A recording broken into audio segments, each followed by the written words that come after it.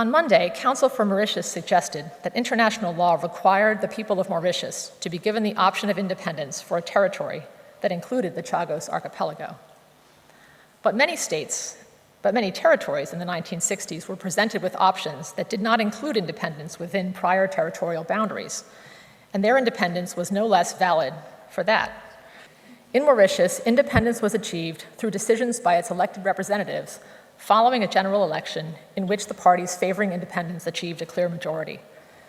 After independence, Mauritius was admitted to the United Nations as a member state without dissent.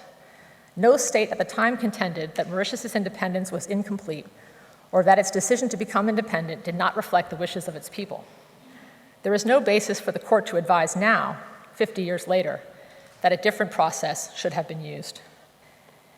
Even if one could conclude that there was a growing consensus in 1965 or 1968 regarding the existence of a right of self-determination in international law, there was no consensus as to the specific rule that Mauritius asserts here, that the United Kingdom was required to hold a plebiscite prior to establishing the British Indian Ocean Territory. Further, there was no extensive and virtually uniform state practice. Before concluding, I would like to briefly address the assurances offered by Mauritius that it is prepared to accept the continued operation of the military facility on Diego Garcia and recognizes the facility's role in supporting international and regional security.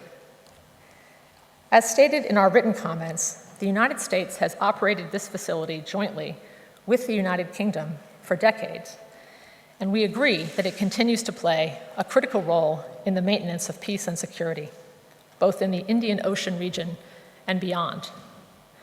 Mauritius neglects, however, to note how the United States has responded to those assurances. And on this issue, I refer the court to our written submissions. In addition, I note that offering those assurances underscores the fact that Mauritius is asking the court to adjudicate its sovereignty claim through the guise of an advisory opinion. Mr. President, members of the court, during these proceedings, we have heard a great deal about a turbulent but inspiring period in history. However, the task before the court is clear: to decide how to address the referral by the General Assembly of two questions that go to the heart of a bilateral sovereignty dispute over territory.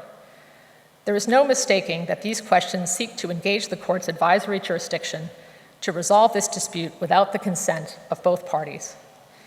Answering the questions would accordingly run counter to the court's mandate, its jurisprudence, and the fundamental principle of consent to judicial settlement.